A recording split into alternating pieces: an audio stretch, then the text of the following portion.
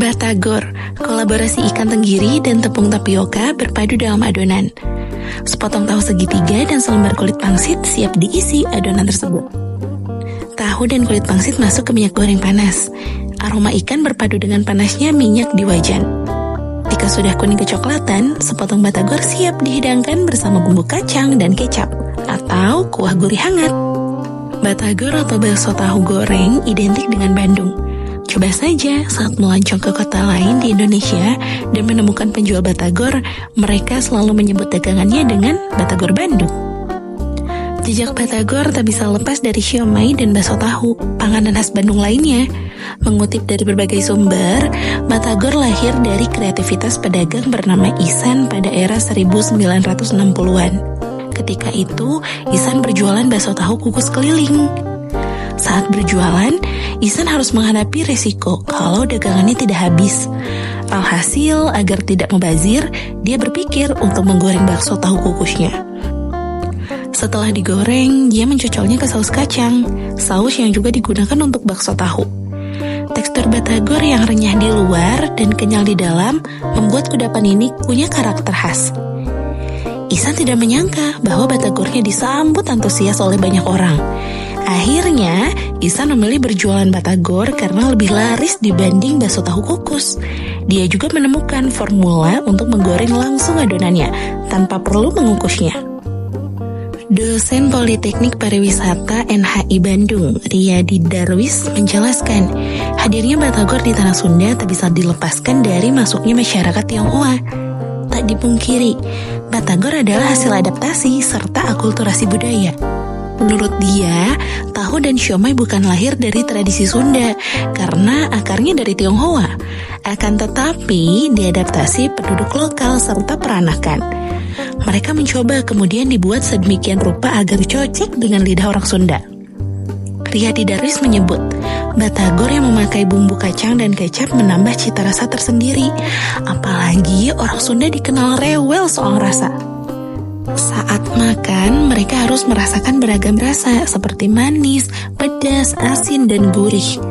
Riyadi Darwis menjelaskan, orang Sunda kreatif dan adaptif terhadap perubahan. Buktinya, batagor lahir karena pedagang bakso tahu kukus yang tidak ingin membuang dagangannya. Batagor adalah makanan inklusif. Demikian kata dosen Fakultas Pendidikan Ekonomi dan Bisnis Universitas Pendidikan Indonesia, Heni Hendrayati. Fenomena ini menyentuh dinamika sosial ekonomi yang tercermin dalam pola konsumsi batagor di masyarakat. Kehadiran batagor dalam berbagai kasta harga menggambarkan betapa produk ini bisa menjangkau berbagai segmen konsumen. Fenomena ini tidak hanya mencerminkan stratifikasi ekonomi masyarakat, tetapi juga membuktikan bahwa batagor sebagai makanan yang bersifat inklusif dan mudah diakses oleh lapisan sosial berbeda. Dari sisi pola konsumsi, varian batagor kelas sultan yang dijual di restoran dengan harga premium biasanya menawarkan kualitas bahan baku lebih tinggi, inovasi rasa, dan layanan yang lebih eksklusif. Konsumen kelas menengah ke atas akan mencari pengalaman kuliner dengan standar berbeda, khususnya bagi wisatawan yang berkunjung ke Bandung. Sementara itu, batagor gerobak kaki 5 yang harganya terjangkau jadi pilihan utama masyarakat luas, termasuk kelas pekerja dan pelajar, sebagai makanan cepat saji yang praktis dan ekonomis. Eksistensi batagor di dua sisi berbeda ini memperkuat daya tariknya sebagai produk kuliner yang mampu menyesuaikan diri dengan daya beli dan preferensi pasar yang beragam. Seiring perkembangan, batagor juga dihidangkan dengan kuah kaldu bening seperti bakso. Batagor menjadi makanan yang menyasar berbagai kalangan. Ia hadir di restoran dan gerobak kaki 5, bahkan di area sekolah sebagai jajanan bocah. Di Bandung, penikmat batagor diberi keleluasaan memilih. Jika ingin batagor bercita rasa ikan tenggiri yang kuat di lidah, bisa mampir ke restoran Batagor Sultan seperti Batagor Kingsley dan Batagor Riri. Di kasta ini, harga sebongkah batagor Rp20.000 hingga Rp25.000. Di kelas menengah, pilihan untuk membeli batagor semakin banyak. Sebut saja Batagor Haji Ihsan, Batagor Yunus, Batagor Abuy, Batagor Priangan, Batagor Haji Darto, dan Batagor Kahuripan yang mematok harga Rp3.500 hingga Rp10.000. Tak Tak kalah menarik adalah batagor yang dijual di gerobak kaki lima karena rasanya tetap memanjakan lidah. Misalnya batagor Tamim dan batagor Otoy yang menjual batagor per porsi isi 5-6 buah Rp15.000 sampai Rp20.000 loh. Sebagai bahan baku batagor, ikan tenggiri mudah diolah karena punya karakter yang memudahkan memasak. Salah satunya tekstur daging yang padat tapi lembut dan tidak mudah hancur. Hal ini membuat ikan tenggiri sangat fleksibel diolah dengan beragam teknik. Misalnya digiling, dicacah, disuwir, atau sekadar dipotong ukuran besar. Ikan tenggiri cukup mudah ditemukan di pasaran dan harganya terjangkau. Sebagai ikan laut, tenggiri punya kandungan gizi tinggi loh. Dari 100 gram daging ikan tenggiri, terdapat 19 gram makronutrien, termasuk 9 asam amino esensial. Batagor adalah makanan yang menembus lintas kelas sosial. Pasalnya, batagor bisa dinikmati hampir semua umur dan tidak memandang status sosial. Masakan dan makanan Sunda relatif sangat lezat. Pengakuan ini salah satunya termaktub dalam manuskrip Kerajaan Pajajaran ketika kedatangan seorang Portugis pada abad ke-16. Ketika itu orang Portugis mengakui bahwa makanan dari tanah Sunda sangat kaya dan lezat. Bahkan kekayaan cita rasa masakan Sunda termuat di naskah kuno Siksa Kandang Karesian. Berdasarkan naskah itu ada 6 cita rasa masakan Sunda, yaitu manis, asin, pedas, gurih, asam, dan pahit. Dari 6 cita rasa ini setidaknya batagor membawa 4 cita rasa, yaitu manis, asin, gurih, dan pedas. Industri batagor di Bandung merupakan contoh nyata bagaimana kuliner lokal hasil akulturasi budaya dapat mendorong perekonomian mikro dan regional. Batagor yang mulai hadir sejak 1968, hasil inovasi Ihsan, telah membangun ekosistem bisnis yang melibatkan berbagai pelaku usaha. Batagor mampu menciptakan lapangan kerja dan peluang kewirausahaan inklusif bagi masyarakat bermodal terbatas. UMKM di sektor ini menjadi fondasi penting bagi perekonomian lokal yang dinamis dan berkelanjutan. Kontribusi ekonomi batagor tak hanya dari penciptaan lapangan kerja, tetapi juga perputaran uang yang memperkuat struktur ekonomi Bandung. Pendapatan usaha batagor sebagian besar beredar di komunitas lokal, memberi efek positif yang berganda pada sektor terkait seperti produksi ikan, tahu, dan distribusi. Model bisnis sederhana tapi inovatif ini efektif meningkatkan nilai tambah ekonomi daerah, serta membangun ketahanan ekonomi komunitas menghadapi tantangan eksternal.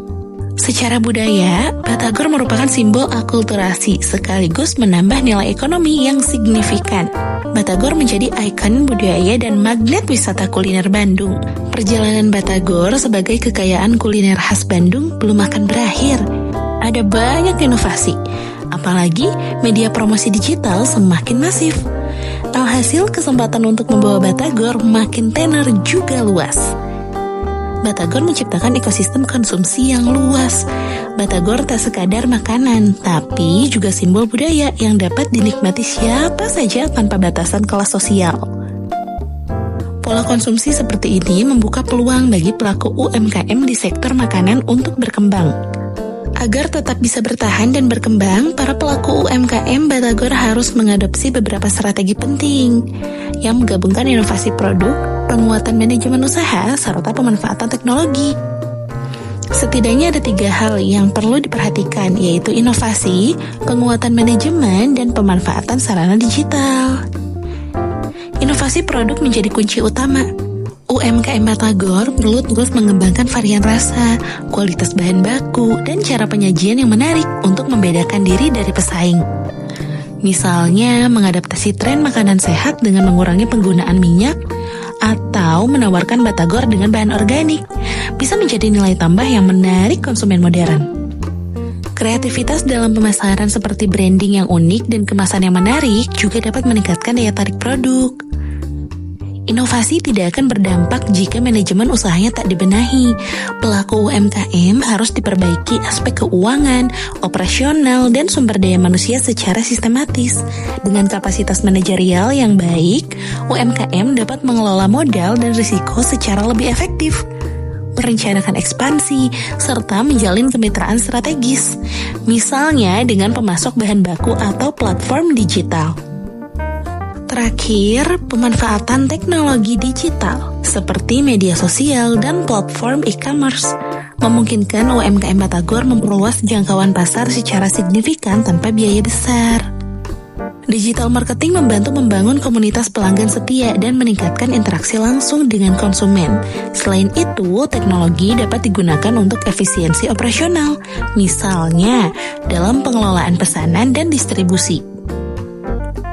Inovasi Batagor kembali ke selera masyarakat. Biasanya, inovasi akan muncul kalau punya target tertentu. Salah satu inovasi yang bisa dilakukan adalah memadupadankan Batagor dengan bahan baku lain. Misalnya, isiannya bisa berubah, tak melulu harus ikan tenggiri, tapi bisa diganti ikan lain yang rasanya mirip. Sebagai kuliner lokal, Batagor sangat berpengaruh terhadap kondisi sosial ekonomi masyarakat. Pembuatan Batagor tidaklah sederhana karena melibatkan banyak hal, terutama soal bahan baku. Ada campur tangan petani, nelayan, dan pasar tradisional, beserta para pedagangnya. Dengan ciri khas yang melekat pada Batagor, tidak sulit rasanya jika Batagor ingin menembus pasar nasional, bahkan internasional.